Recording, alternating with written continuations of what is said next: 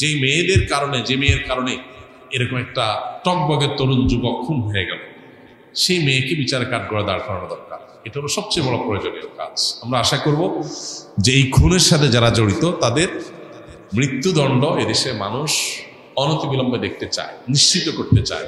একজন নারীর দিকে তাকে হেসেছে, সেজন্য একটা যুবককে পিটিয়ে মেরে ফেলতে হবে, এটা একদিনে তৈরি হয়নি। এর আগে আমরা দেখেছি কোন নারীর টিপ নিয়ে নাকি কি বলাতে একজন পুলিশের চাকরি চলে যায়, অথচ সেটা পরে অভিযোগে, সে অভিযোগটা তদন্তে প্রমাণিত হয়নি, অসত্য প্রমাণিত হয়েছে, কিন্তু তার চাকরি থেকে আর ফিরে পাননি। তাহলে নারী হলেই তার ব্যাপারে অতি স্পর্শকাতর হয়ে যাওয়া, অতি সংবেদনশীল হয়ে যাওয়া, একেবারে আদাজল খেয়ে নেমে যাওয়া, এই অতিভক্তি চোরের লক্ষণ।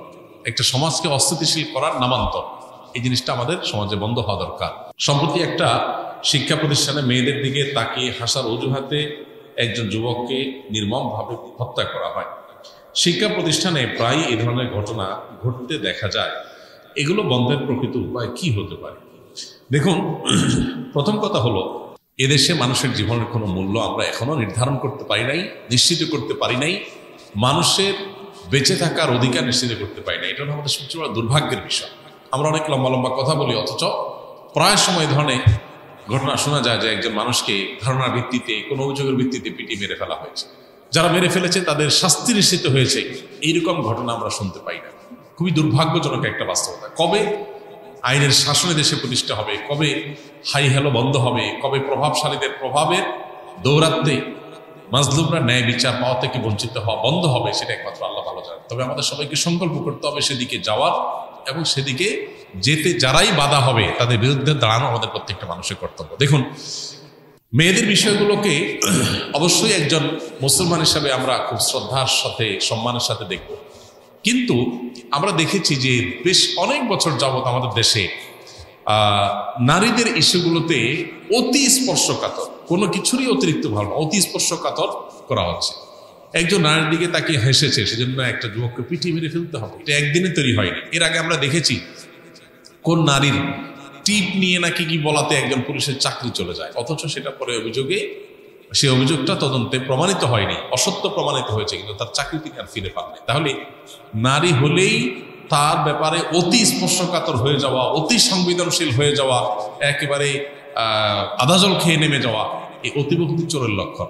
একটা সমাজকে অস্থিতিশীল করার নামান্তর, এই জিনিসটা আমাদের সমাজে বন্ধ হওয়া দরকার। এর আগে, কদিন আগে একজন নারীর অন্যাকাণ্ডে অনেক কিছু ঘটেছে।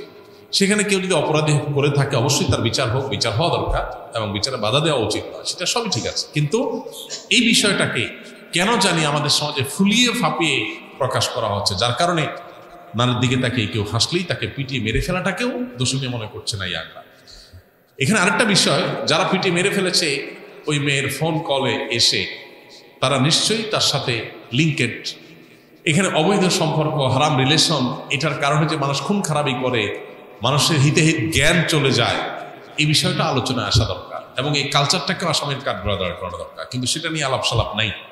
এবং যে মেয়েদের কারণে, যে মেয়ের কারণে এরকম একটা টকবগের তরুণ যুবক খুন হয়ে গেল, সেই মেয়েকে বিচারে কাঠগড়ায় দাঁড় করানো দরকার। এটা হলো সবচেয়ে বড় প্রয়োজনীয় কাজ। আমরা আশা করব যে এই খুনের সাথে যারা জড়িত তাদের মৃত্যুদণ্ড এদেশে মানুষ অনতিবিলম্বে দেখতে চায়, নিশ্চিত করতে চায়। আমরা যদি আজকে কারোর মৃত্যুতে মনে করি যে আমার ভাই তো মরে নাই, আমার নিজের বুক তো খালি হয় নাই, আরেক মা বাবার বুক খালি হয়েছে, তাহলে কালকে আমারটা খালি হবে। এদেশে এই ধরনের হত্যাকাণ্ড, এই ধরনের ঘটনা আজকে নতুন ঘটনা। এই যে ঢাকা ইউনিভার্সিটির ক্যান্টিনে চোর সন্দেহে কিছুদিন আগে, এই কয়েক মাস আগে একটা যুবককে পিটিয়ে মেরে ফেলা হলো, কই এখনো পর্যন্ত তার কোনো বিচার হয় নাই। এরকম যত বিচার আছে আমরা দেখি সবগুলো ঝুলে থাকে। এই বিচার ব্যবস্থা, এটা যদি বিচার নিশ্চিত করতে না পারে, তাহলে সারা মানুষের আস্থা জিরোতে চলে যাবে। ইতিমধ্যে মানুষের আস্থা নাই, সেটা আরো কমে যাবে। এই জন্য সংশ্লিষ্ট মহলকে মাজলুম মানুষদের বিচার প্রাপ্তিটা নিশ্চিত করা দরকার। আল্লাহ আমাদের দেশকে সেরকম একটা সুন্দর মানবিক দেশে পরিণত হওয়ার তৌফিক দান।